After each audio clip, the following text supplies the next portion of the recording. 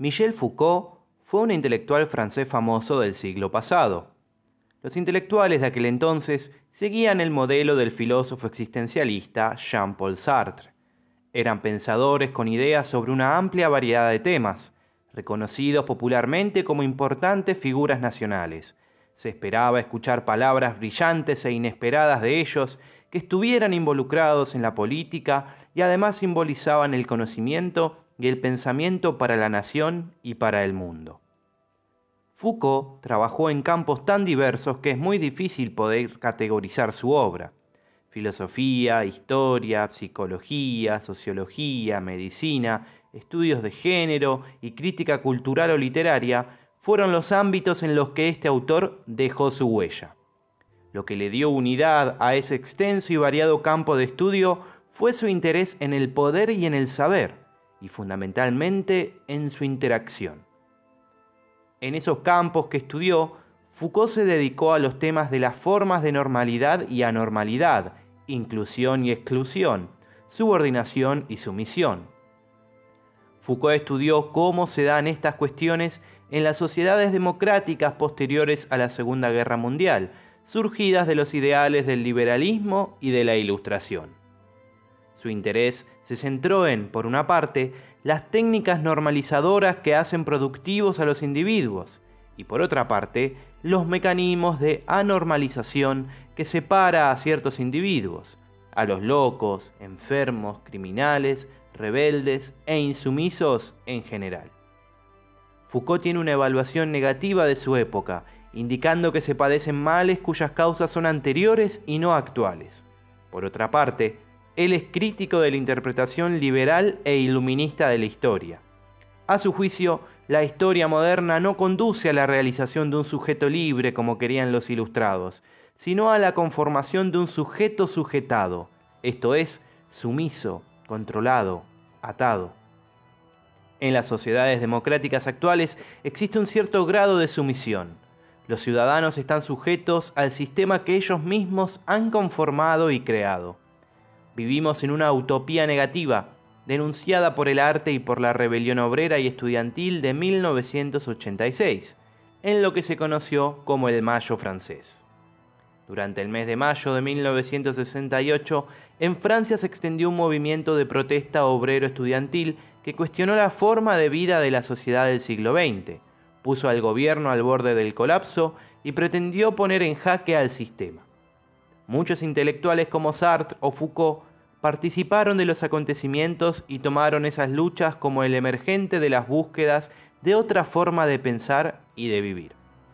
Algunas de las consignas pintadas en las calles decían: el aburrimiento es contrarrevolucionario, seamos realistas, pidamos lo imposible, no le pongas parches, la estructura está podrida, no queremos un mundo donde la garantía de no morir de hambre supone el riesgo de morir de aburrimiento, el patrón te necesita, vos no necesitás al patrón, están comprando tu felicidad, robala. Las paredes tienen orejas, sus orejas tienen paredes. Olviden todo lo aprendido y comiencen a soñar. Hay un hecho biográfico muy significativo que marcará el trabajo de este autor. Cuando estudiaba en la Escuela Normal Superior, Foucault no era feliz. Se sentía cada vez más deprimido, no se relacionaba con los demás y finalmente intentó suicidarse. Su padre lo llevó a un psiquiatra con quien el joven Foucault habló acerca de su atracción sexual por los hombres. En esa época, los psiquiatras trataban la homosexualidad como una enfermedad que inevitablemente provocaba desdicha o infelicidad, lo que no contribuyó demasiado a aliviar su depresión. Pero fue en ese momento que él comenzó a desarrollar la idea de que tal vez los psiquiatras estaban haciendo algo más que ayudar a los enfermos mentales. Quizá los psiquiatras eran una policía mental que decidía lo que podía o no podía permitirse en una sociedad.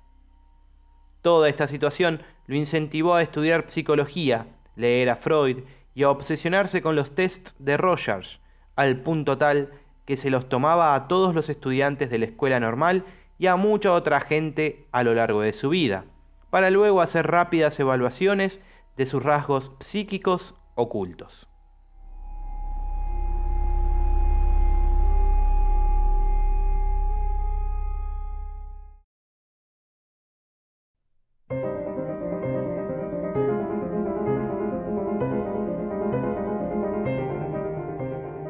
Foucault nos dice que el saber es compartido por un grupo minoritario de personas, científicos, especialistas, doctores, abogados, psiquiatras, y este saber hace que estas personas sean poderosas y capaces de imponer su idea del derecho, de la verdad, de la salud y de la normalidad a los demás.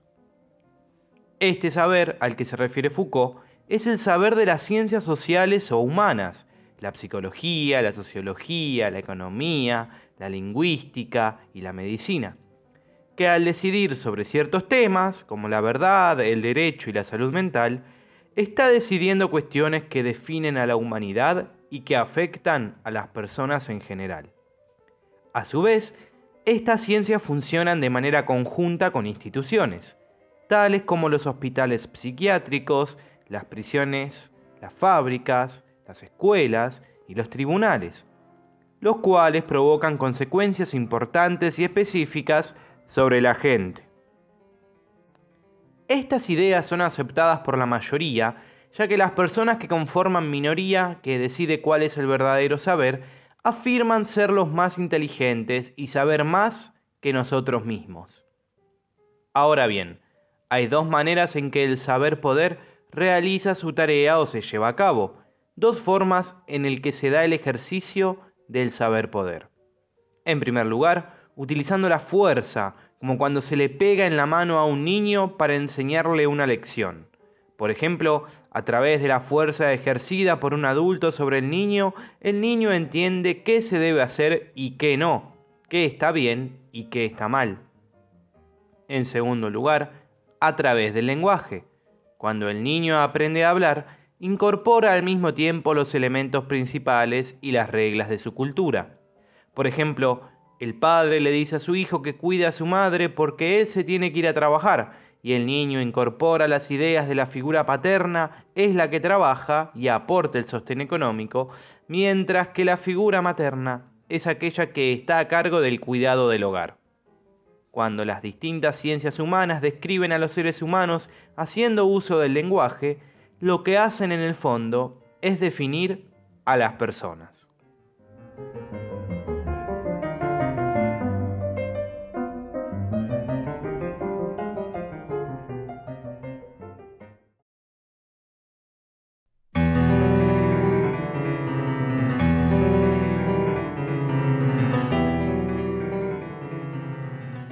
A lo largo de su obra, Foucault pone la mirada en un mecanismo central de las ciencias sociales, que es la categorización de la gente en normal y anormal.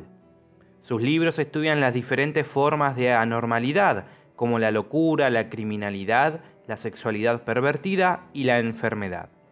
Lo anormal es definido como todo aquello que difiere significativamente de lo normal.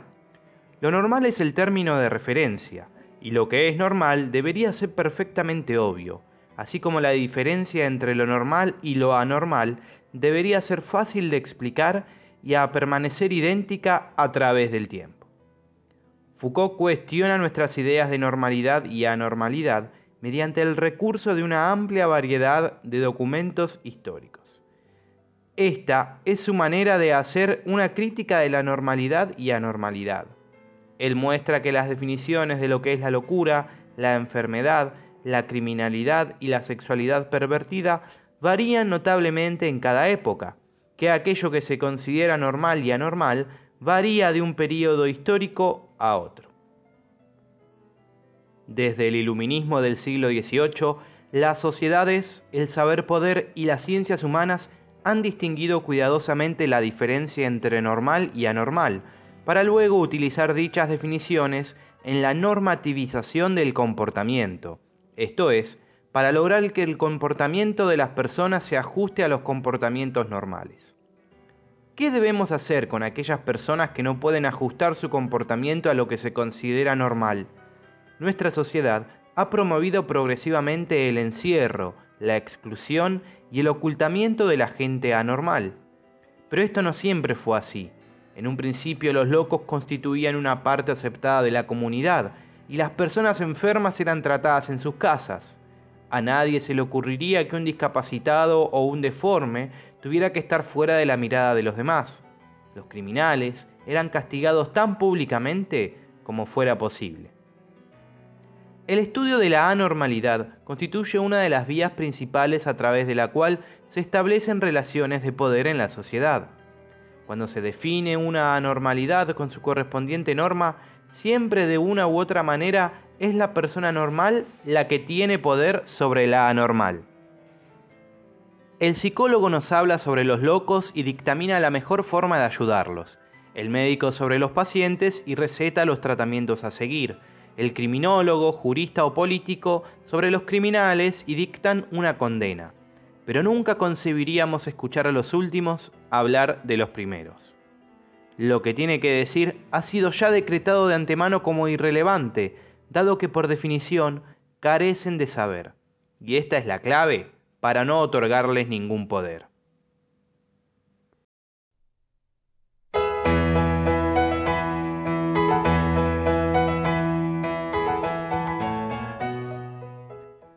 El método que emplea Foucault en sus investigaciones es el genealógico, que lo podríamos definir como el procedimiento crítico que permite develar el comienzo oculto e inconfesable de algo. Foucault aplicará este método a las formas de castigo. El método genealógico está interesado por la historia. Autores como Hegel y Marx, que adoptaban el modelo dialéctico, habían concebido la historia como un curso continuo y progresivo, con un sentido y un destino que es llegar a un fin absoluto. En el caso de Marx, el fin absoluto de la historia era el comunismo.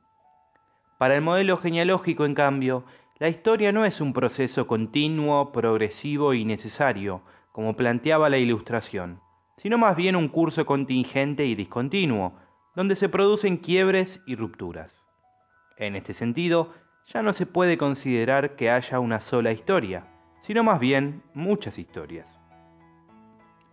Para la genealogía, no hay un comienzo u origen absoluto de las cosas. El primer paso en la aplicación del método genealógico es determinar cuál va a ser el objeto a estudiar. Para Foucault, este objeto de estudio será cómo se naturalizó el castigo a los criminales con el encierro en la prisión. El segundo paso del método consiste en el análisis genealógico, esto es, en un revisionismo histórico sobre ese objeto de estudio, remitiéndose a su origen. ¿Cómo es que apareció esto? ¿Cómo es que llegó a naturalizarse esta otra cosa? Pero este origen no tiene que ser pensado como un comienzo u origen absoluto, sino que la historia de aquello que se está estudiando tuvo un comienzo que quedó oculto y olvidado, en general adrede. El revisionismo histórico de la genealogía vuelve al comienzo de ese objeto e intenta observar si allí hay algún quiebre o ruptura que quedó oculto y que produjo una modificación en el curso de la historia. La genealogía entonces permite sacar a la luz ese origen oculto e inconfesable, y esto con la finalidad de comprender mejor a la historia, saber por qué hubo un quiebre y una ruptura, y conocer por qué se desvió el curso de la historia, consiguiéndose así más elementos para evaluar la situación actual. Foucault utiliza el método genealógico para investigar el origen de las formas de castigo vigentes en la segunda mitad del siglo XX. El problema del que se ocupa Foucault es el origen de la cárcel como castigo para los criminales. Michel Foucault rescata el método genealógico a partir de un problema teórico y práctico específico. Hacia comienzos de la década del 70, comenzó a colaborar con un grupo con el objetivo de mejorar las condiciones de vida en las prisiones. El diálogo con los presos, con los guardiacárceles, con sus compañeros y con los profesionales que actúan en las penitenciarías, lo condujeron a preguntarse cuándo y cómo se había adoptado esa forma de castigo para los criminales.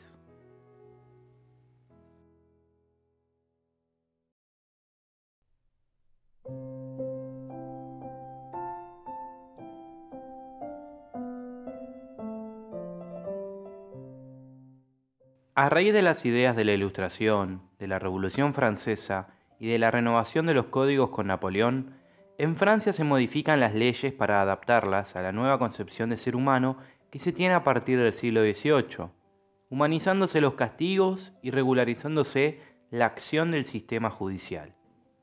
Los reformadores partían de su convicción en la fuerza de la razón. Aspiraban a desplazar el lugar del castigo desde el cuerpo a la mente, suponiendo que, por tratarse de seres racionales, los delincuentes podrían tomar conciencia del mal que causaban sus actos, y así llegarían a corregir los errores y reformar sus vidas. ¿Cómo eran los castigos antes de la reforma del Código Penal? En el 1700, el acusado de un hecho delictivo era sometido a juicio. Una parte fundamental de este juicio era la tortura, que también era parte del castigo. Lo curioso es que, con la tortura presente como una instancia en el juicio, ya había castigo antes de que el acusado hubiera sido declarado culpable o inocente. Una vez que se declaraba culpable a la persona, ella podía ser sometida a una simple retractación o a una humillación, así como a una tortura o a su propia muerte. La ley del talión, el ojo por ojo, diente por diente, también estaba vigente. Lo singular es que, en todos estos casos, el castigo era exhibido públicamente y estaba centrado en el cuerpo y el dolor. A partir del 1800 se produce un cambio en la forma de castigar al criminal. Se crea la cárcel y junto con ella todo un calendario o cronograma a seguir. Los presos se levantan a una hora determinada, trabajan 9 horas diarias, tienen 2 horas de educación y terminan la jornada en un horario determinado. Al primer redoble de tambor por la mañana, el preso debe levantarse y cambiarse en silencio, mientras el vigilante abre las puertas. Al segundo redoble de tambor, el preso debe estar de en pie y hacer la cama. Al tercer redoble de tambor, los presos deben ponerse en fila para ir a la capilla a rezar la oración de la mañana. Entre redoble y redoble hay un intervalo de 5 minutos. Como se observa, cada segundo del reo, dentro de la cárcel, está cuidadosamente planeado. El cambio de un modelo a otro de castigo no se debió a que la sociedad devino más humana, sino a que se modificó el uso sistemático del poder y la autoridad. El castigo carcelero no supone una disminución en el uso del poder respecto del castigo físico, sino que el control cuidadoso de cada aspecto de la vida puede llegar a representar un ejercicio más completo del poder que la exhibición masiva de la muerte. Aplicando el método genealógico, Foucault quiere averiguar a qué se debe el cambio de una concepción del castigo a la otra, y descubre su origen en la reforma del Código Penal francés. Particularmente, Foucault señala que esa reforma estableció ciertos criterios que luego no se vieron reflejados en la práctica, y que fue ese proceso el que dio origen al castigo del criminal por medio del encerramiento en la cárcel. La reforma del Código Penal significó una nueva concepción de la ley, del crimen y del criminal. En primer lugar, se separó el crimen del pecado, la ley penal de la ley moral y el estado de la religión. La infracción a la ley dejó de tener relación con la falta moral o religiosa. El crimen pasó a ser definido como una infracción a la ley penal establecida por el poder legislativo y promulgada por el poder político. En segundo lugar, la ley penal debía pasar a representar lo que era útil para la sociedad, más que la voluntad de Dios o del soberano. En tercer lugar, el crimen se lo definió como un daño social, como una perturbación o alteración de la sociedad. El criminal pasó a ser caracterizado como aquel que damnifica, que perturba a la sociedad, el enemigo social, el que ha roto el pacto social, el enemigo interno. El propósito de la ley a partir de ahora deberá ser reparar el daño que causó el criminal e impedir que otros cometan males semejantes en el futuro. Y en cuarto lugar, se determinaron una serie de castigos adecuados al mal cometido, como la deportación o expulsión de las personas, la exclusión mediante la humillación y la vergüenza públicas, el trabajo forzado para compensar el daño producido a la sociedad y la pena del talión. Sin embargo, en la práctica sucedió otra cosa. La reforma no funcionó de acuerdo con cómo se la había pensado, sino que se desvió rápidamente de los principios teóricos y se adoptó un sistema de penalidades diferente. Primero, se construyó un sistema preventivo con la delincuencia centrado alrededor del concepto de peligrosidad, que hace referencia no a los actos efectivos cometidos, sino a las posibilidades del comportamiento individual. Es decir, no se trata de si los individuos efectivamente han violado la ley, sino del peligro potencial de lo que están en condiciones de hacer.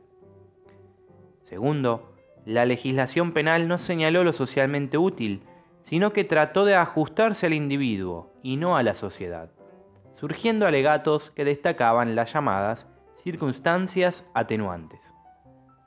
Tercero, no se buscó la defensa de la sociedad, sino el control y la reforma psicológica y moral de las actitudes y el comportamiento de los individuos criminales, que pasaron a ser considerados como anormales a los cuales había que encauzar. Y cuarto, los castigos proyectados se sustituyeron por una misma pena, el encarcelamiento o la prisión, que surge como una institución de hecho. Esta institución penal pasó progresivamente a manos de una serie de poderes laterales, al margen del poder judicial, como la policía para la vigilancia, las instituciones psicológicas, psiquiátricas, criminológicas, médicas y pedagógicas para la corrección, y estas últimas junto con la policía para la prevención. La función de esta red de instituciones es corregir virtualidades, adelantarse a los hechos delictivos y atacarlos antes de que se produzcan. Esta red de poderes laterales de vigilancia, prevención y corrección reciben el nombre de poder disciplinario o panoptismo, y Foucault se encarga de definir sus métodos y técnicas operativas.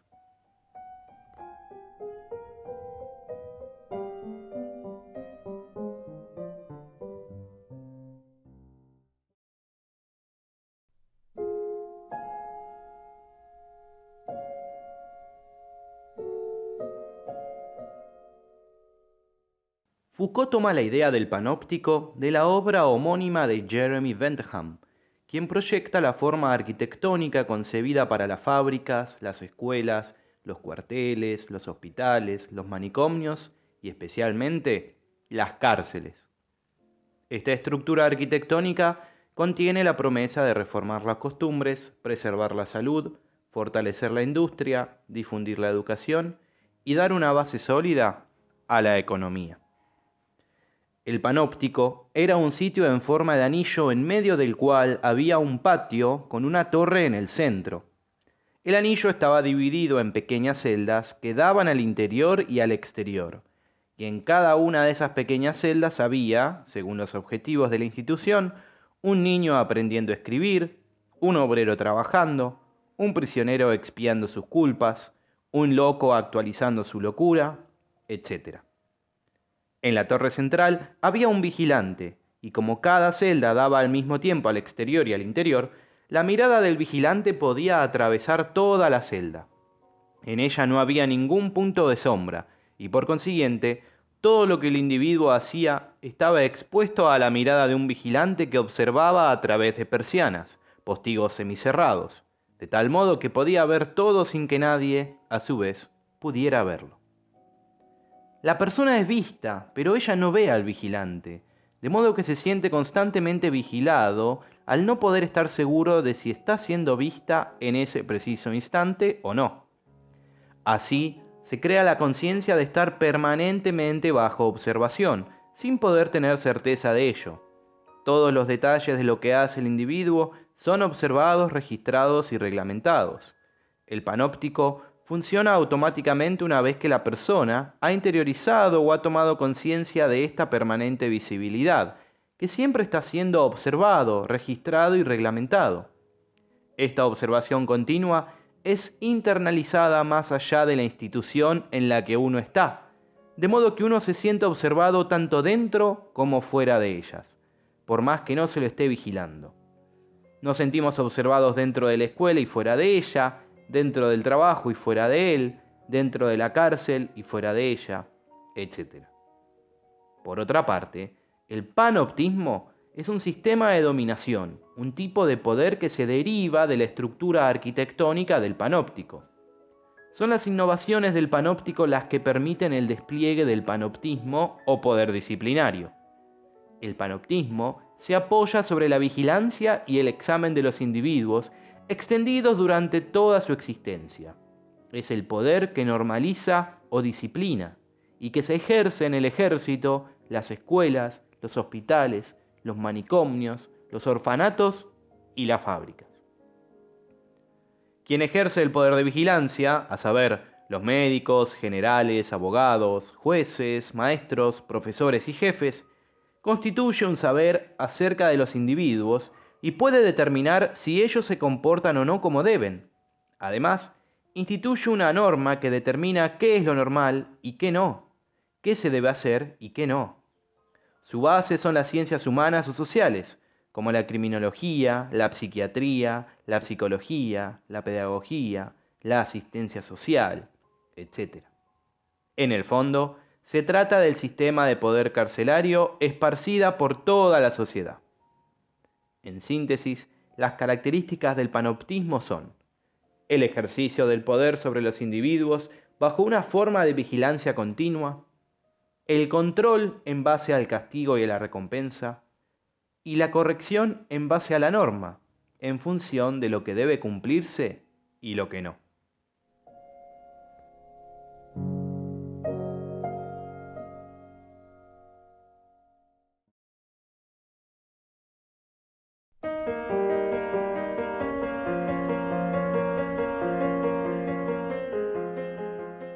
El panoptismo o poder disciplinario cuenta con una serie de instrumentos que facilitan su ejecución y cumplimiento. Uno de ellos es la vigilancia jerárquica. En cuanto a la jerarquía, hay una cadena compleja de autoridad donde cada nivel de jerarquía se mantiene vigilante respecto de los niveles inferiores, e incluso puede darse el caso de que los niveles inferiores se vigilen entre sí y vigilen a los niveles superiores. Tomemos por caso lo que sucede en una escuela. El alumno es vigilado por el docente es vigilado por el director por el inspector y el inspector por el Ministerio de Educación. A su vez, los alumnos se vigilan entre sí. Cuando alguno comete un acto o realiza una acción no permitida por la institución, los otros se lo comentan al director o al docente para que haga algo al respecto. Y también se da el caso de que cuando el docente tiene un comportamiento percibido como inadecuado por los alumnos, estos últimos pueden comunicárselo al director para que haga algo al respecto. En cuanto a la vigilancia, toda institución de control tiene una estructura tal que tiene que ser transparente para quien vigila, de manera que en todo momento pueda observar a las personas y éstas no puedan ver a quien vigila, pero sí sentirse vigilados. Resulta importante el tipo de arquitectura que da forma al edificio donde se halla la institución, para poder permitir este tipo de vigilancia. En principio, tiene que haber un punto central que esté ediliciamente en el medio, desde el cual se pueda ver todo en todo momento. Volvamos al ejemplo de la escuela. Las preceptorías y la dirección no están ubicadas en cualquier lugar de la institución, sino en sitios específicos que permiten que preceptores y directivos tengan un amplio campo de visión para observar qué sucede en las instalaciones del establecimiento. De la misma manera, en el aula, el escritorio del docente está ubicado estratégicamente para poder observar al mismo tiempo qué es lo que están haciendo sus alumnos dentro del aula. Un segundo instrumento del poder disciplinario es la sanción normalizadora. Los individuos son analizados continuamente para ver si en algún sentido se desvían de la normalidad. En caso de que el individuo no se ajuste a las reglas, ocasionando una desviación, el sujeto tendrá que ser penalizado o sancionado para que su comportamiento vuelva al curso normal de lo esperado. Este es el objetivo de los castigos o sanciones que se imponen normalmente en las escuelas, cuando un alumno hace algo que no corresponde. En el poder disciplinario, la función del castigo o de la sanción es correctiva. Busca reducir esas desviaciones o encauzarlas al orden que deberían seguir, para que, en definitiva, los individuos tengan una misma conducta correcta o aceptable. ¿Cuáles pueden ser las desviaciones de los alumnos en la escuela? Algunas están referidas al tiempo, como el llegar tarde o faltar a clase. Otras a la actividad, como la falta de atención o no cumplir con las tareas. otras a la manera de ser, como el ser descortés o desobediente. Existen además desviaciones referidas a la palabra, como estar charlando mientras el docente explica o utilizar un lenguaje inadecuado, otras vinculadas al cuerpo, como hacer gestos impertinentes o tener actitudes desafiantes, y otras a la sexualidad, como la falta de recato o la indecencia. Además, el poder disciplinario no solo castiga, sino también recompensa y premia la buena conducta. Si los alumnos mantienen el orden y cumplen con sus tareas dentro del aula, el docente les permite salir antes al recreo, les permite escuchar música o conversar entre ellos. Por último, un tercer instrumento del panoptismo lo constituye el examen, que es una combinación de las técnicas de la vigilancia jerárquica y de la sanción normalizadora. Consiste en una mirada que permite calificar al individuo, clasificarlo y castigarlo.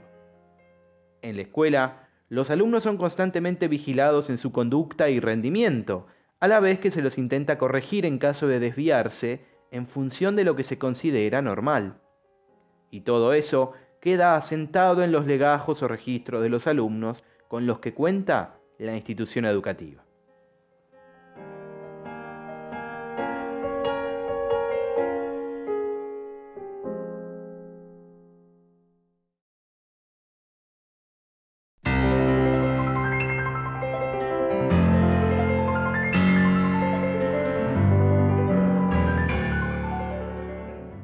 A lo largo del siglo XIX, distintas instituciones asumen la dinámica de control del poder disciplinario.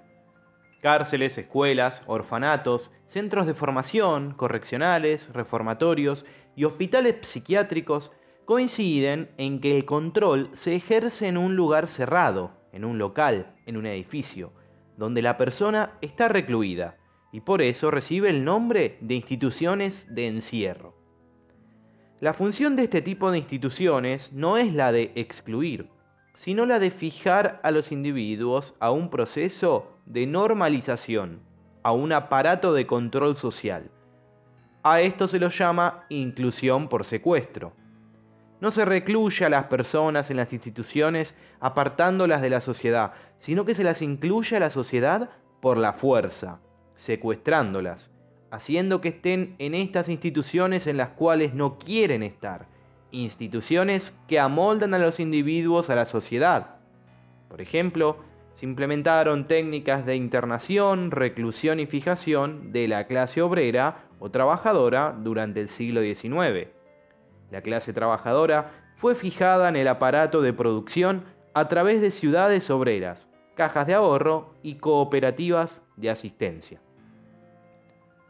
Ninguna persona escapa a los sucesivos procesos de normalización. En la sociedad formamos partes de diversas instituciones donde se ejerce el panoptismo o el poder disciplinario, donde se nos vigila, se nos controla y se nos corrige, llegado el caso, para ser una parte normal y homogénea de nuestra sociedad o sistema. No solo no son libres los que están en prisión, sino que es falsa la conciencia de libertad de quienes estamos fuera de ella, ya que en todo momento el sistema nos sujeta a través de la vigilancia continua y los métodos de corrección.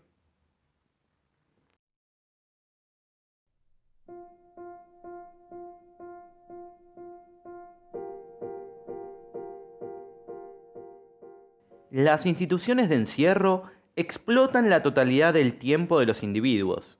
En la sociedad industrial en la que vivimos, los hombres colocan todo su tiempo de existencia a disposición de la sociedad en función del aparato de producción.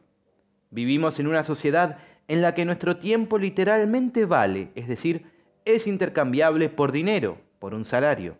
La totalidad del tiempo se transforma o equivale a tiempo de trabajo. Este tipo de instituciones, por otra parte, controlan los cuerpos de los individuos y hacen que se conviertan en fuerza de trabajo. El cuerpo se convierte en algo que debe ser formado, reformado y corregido para que forme parte de la sociedad productivo-industrial. Por eso la higiene, la salud y la sexualidad son objetos de corrección y castigo en la escuela. Por último, estas instituciones crean un nuevo tipo de poder que integra a los individuos en la producción. Se trata de un poder polimorfo o polivalente, que tiene varias formas, al mismo tiempo político, económico, judicial y epistemológico. Las personas que dirigen las instituciones de encierro se arrogan el derecho de dar órdenes, establecer reglamentos y tomar medidas. No solo se dan órdenes, se toman decisiones y se garantizan funciones tales como la producción o el aprendizaje, sino que también se tiene el derecho de castigar y recompensar. Hay un poder de extraer un saber de y sobre estos individuos ya sometidos a la observación y controlados por estos diferentes poderes. Al lado del saber tecnológico propio de todas las instituciones de secuestro, nace un saber de observación. En resumen, dice Foucault, se trata de que el tiempo de vida se convierta en tiempo de trabajo, que éste a su vez se transforme en fuerza de trabajo y que la fuerza de trabajo pase a ser fuerza productiva. Todo esto es posible por el juego de una serie de instituciones que se definen como instituciones de secuestro.